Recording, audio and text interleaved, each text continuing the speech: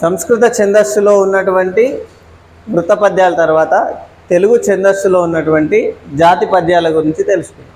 ఈ జాతి పద్యాలు ఏమున్నాయి? కందము, ద్విపద. ఓకేనా?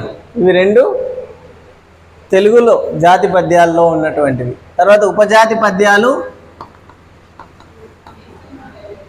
సీసము, ఆటవిలది,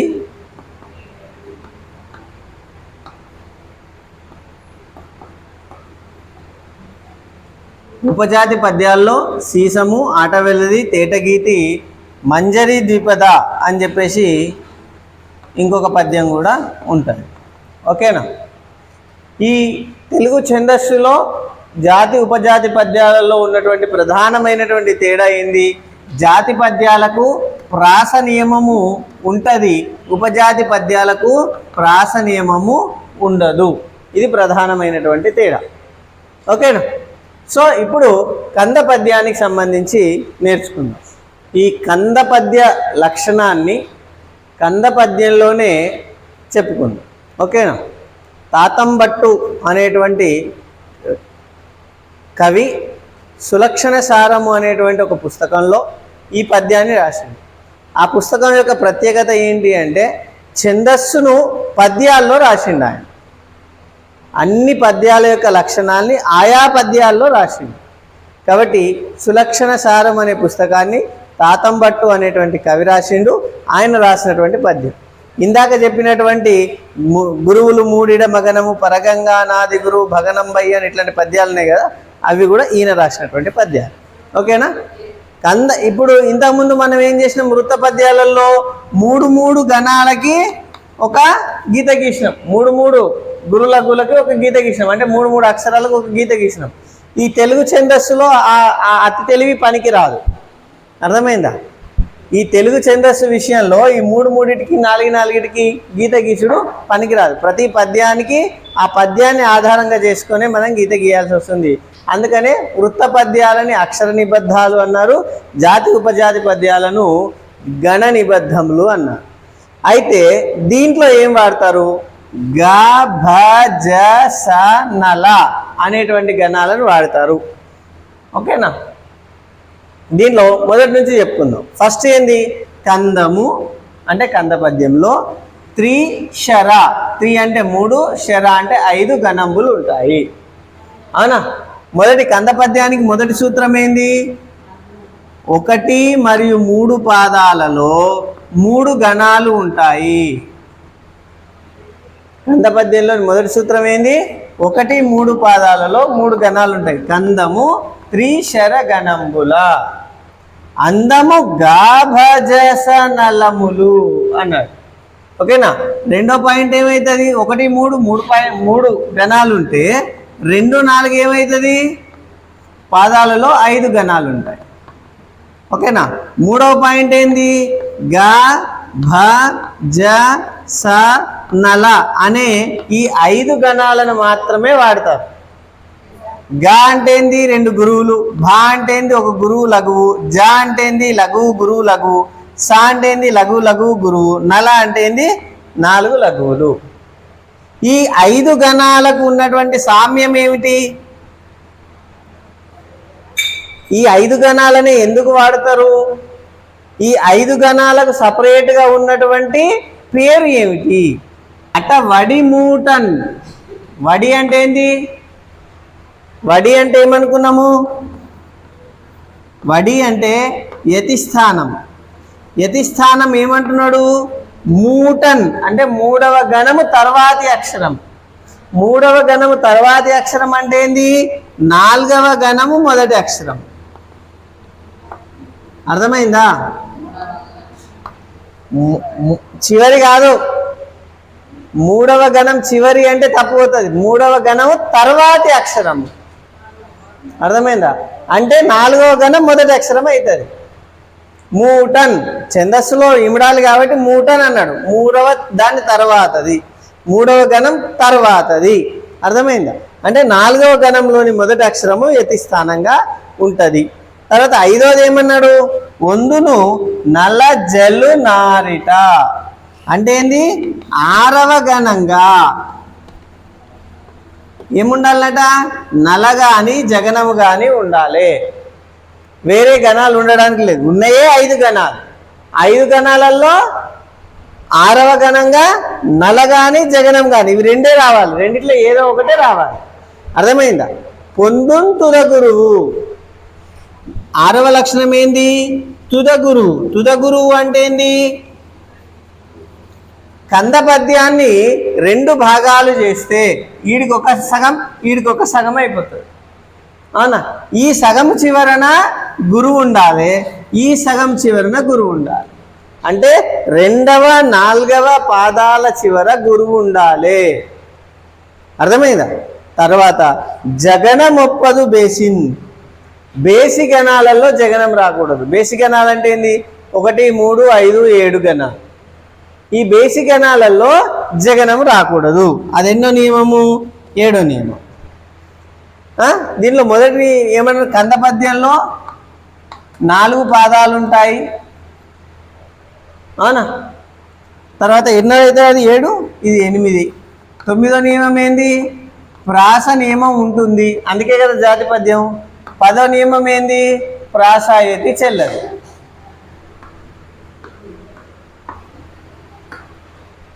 అర్థమైందా? ఇప్పుడు ఈ 10 లక్షణాలను, కంద పద్యానికి ఉన్న 10 లక్షణాలను ఈ పద్యానికి అన్వయించి చూద్దాం. నేను ఈ పద్యానికి అన్వయిస్తా, మీరు మీ పుస్తకంలో ఉన్న ఒక కంద పద్యాన్ని తీసుకొని ఇప్పుడు నేను ఎట్లయితే దీనికి అన్వయించిందో మీరు అట్లా అన్వయించి చెక్ చేసుకోండి. ఓకేనా? ఏమన్నాడు ఇక్కడ, కందము త్రిశర గణంబుల. ఇందాక చెప్పిన సార్ ఇక్కడ 3టికి గీసిండ్రు, ఇక్కడ 3టికి గీసిండ్రు, ఇక్కడ 4టికి గీసిండ్రు, ఇంకో దగ్గర నేను 2టికే గీస్తా. అర్థమైంది? ఇగో 2టికే గీసిన. ఓకేనా? ఈ గణాలే రావాలి, ఈ గణాలే రావాలి. కాబట్టి ఇదేంది, ఇక్కడ భగనం, ఇదేంది నల, ఇదేంది భగనం, ఇదేంది భగనం, భగనం నల, నల గా, ఇదేంది భగనం నల, భగనం గా, నల, నల భ గా. ఓకేనా? ఈ 5 గణాలు కాకుండా వేరే గణాలు ఏమైనా వచ్చినాయా? రాలేదు. అవునా? ఫస్ట్ సూత్రం ఏంది, 1, 3 పాదాల్లో 3 గణాలు ఉండాలి. 1, 2, 3, 1, 2, 3 ఉన్నాయా? 3 గణాలు ఉండాలి. 1వ పాదము 3వ పాదంలో 3 గణాలు ఉండాలి. ఉన్నాయా? తర్వాత 2, 4 పాదాలలో 5 గణాలు ఉండాలి. 1, 2, 3, 4, 5. 1, 2, 3, 4, 5. 5 గణాలు ఉన్నాయా? ఉండాలి. ఓకేనా? 2 మరియు 4 పాదాలలో 5 గణాలు ఉండాలి. అర్థమైందా? నెక్స్ట్ గా బాజాస నల అనే 5 గణాలను మాత్రమే వాడాలి. ఇప్పుడు గా బాజాస నల కాకుండా ఇంకేమైనా గణాలు వచ్చినాయా? రాలేదు. ఇక్కడ చర్చిద్దాం. ఈ గా బాజాస నలను ఎందుకు వాడాలి? ఈ 5ంటిని కలిపి చతుర్మాత్రా గణాలు అంటారు. ఏమంటారు? చతుర్మాత్రా గణాలు. ఒకసారి ఒక టెస్టులో అడిగారు, చతుర్మాత్రా గణాలను వాడి రాసే పద్యం ఏది అని. ఇప్పుడు చెప్పినా కాబట్టి మీరు కంద పద్యం అని చెప్పారు. అర్థమైందా? చతుర్మాత్రా గణాలని వీటిని ఎందుకంటారు? ఉదాహరణకి మాత్ర అంటే ఏంది, ఒక లఘువు ఒక మాత్ర, ఒక గురువు ఈక్వల్స్ టు 2 మాత్రలు. అర్థమైందా? కాబట్టి ఇక్కడ ఏమన్నాడు, గా అంటే 2 గురువులు, ఒక గురువు 2 లఘువులు, ఇంకో గురువు 2 లఘువులు. అంటే ఒక గురువు 2 మాత్రలు, ఇంకో గురువు 2 మాత్రలు. భ 2 మాత్రలు ప్లస్ 2 లఘువులు. జ 1 మాత్ర, 2 మాత్రలు 1 మాత్ర, 2 మాత్రలు 2 మాత్రలు. అంటే దీనికి 1, దీనికి 1, దీనికి 2. ఇవి 4టికి 4 మాత్ర. అంటే ఈ 5 గణాలలో 4 మాత్రలు ఉంటాయి. కాబట్టి 4 మాత్రలకు ఒక గణాన్ని మనం కంద పద్యంలో పెట్టాలి.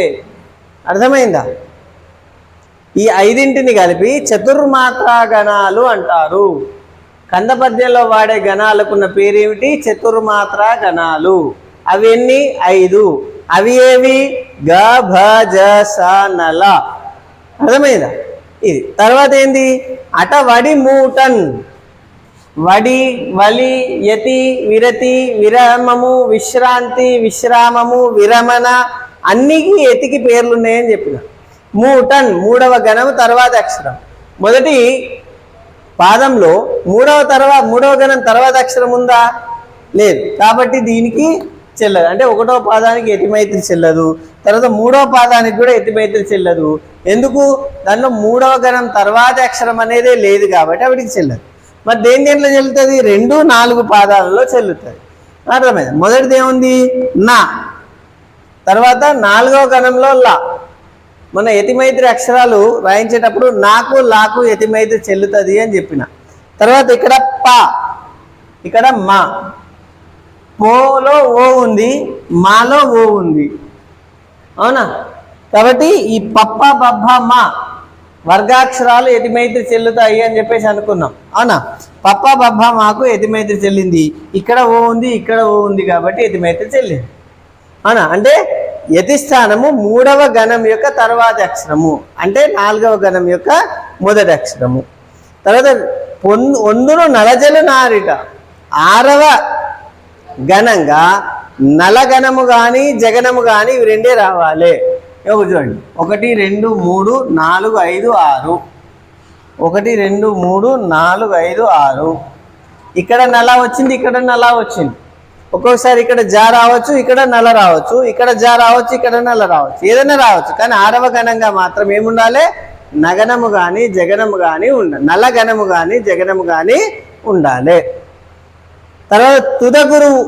ఇప్పుడు ఈ 2 పాదాలు ఒక సగం, ఈ 2 పాదాలు ఒక సగం అనుకున్నప్పుడు 2వ గణం చివర, 2వ పాదం చివరన, 4వ పాదం చివరన గురువు ఉండాలి. అర్థమైంది? చివరన గురువు వచ్చేటువంటి 2 ఉన్నాయి. అయితే సగనము కానీ గగనము కానీ, గణము కానీ. ఎట్లయితే 6వ గణంగా నల లేదా జగనము రావాలి అని అనుకున్నారో అట్లా 8వ గణంగా గణము కానీ సగనము కానీ రావాలి. వాటిలోనే ఉన్నాయి కదా చివరి గురువు. అర్థమైందా? ఇట్లా కూడా ప్రశ్న తిప్పి అడిగితే చెప్పచ్చు, సార్ మా తెలుగు సారు 6వ గణంగానే నల జగనం రావాలన్నాడు, 8వ గణం గురించి చెప్పలేదు అని మీరు అనుకోవద్దు. అర్థమైందా? 8వ గణంగా గా కానీ సా కానీ రావాలి. తర్వాత జగనం ఒప్పదు బేసిని. జగనం అనేది బేసి గణంగా రాకూడదు. బేసి గణాలంటే ఏంటి? 1, 3, 5, 7. 1, 3, 5, 5, 7. అర్థమైందా? జగనం ఉందా? లేదు. ఇది సీసపద్యం, ఇది కందపద్యం కాబట్టి ప్రాస నియమం ఉన్నది. జాతి పద్యం కాబట్టి 0 తర్వాతి అక్షరంతో ప్రాస చెల్లింది. ప్రాస నియమం ఉన్న పద్యాలకు ప్రాస ఏది చెల్లదు. ప్రాస నియమం ఉన్న పద్యాల్ని జాతి పద్యాలు అంటారు. ఇట్లా 10-11 నియమాలతోని కందపద్యాన్ని గుర్తుపెట్టుకోవాలి. ఈ 10 సూత్రాలు చదువుకోవడం కంటే ఈ 4 లైన్ల పద్యాన్ని కంఠస్థం చేసుకుంటే కంద పద్యంలో మొత్తం మీకు వస్తాయి. కందము త్రిశరగణంబుల నందముగా భజ స నలములు అటవడి మూటన్ ఒందును నలజలు నారిట పొందుంతుద గురువు జగన మొప్పదు బేసిన్. కందపద్యంలో 3, 5 గణాలతో కందపద్యం ఏర్పడుతుంది. గా భజ స నల అనే చతుర్మాత్ర గణాలతోనే ఏర్పడుతుంది. యతిస్థానము 4వ గణం యొక్క మొదటి అక్షరము. 6వ గణంగా నలగణము కానీ జగనము కానీ ఉండాలి. 2వ పాదం చివరన 4వ పాదం చివరన గురువు ఉండాలి. బేసి గణంగా జగనం రాకూడదు. ప్రాస నియమం ఉంది. ఓకేనా? ప్రాస నియమము ఉంది. ప్రాస ఏది చెల్లదు. ఇది జాతి పద్యం. ఓకేనా? ఇది రాసుకొని మీ దగ్గర ఉన్నటువంటి ఏదైనా కంద పద్యానికి ఈ రూల్స్ అన్నిటినీ ఒకసారి ప్రాక్టీస్ చేయండి. ఏమైనా డౌట్స్ ఉంటే మళ్ళీ నాకు అడగండి.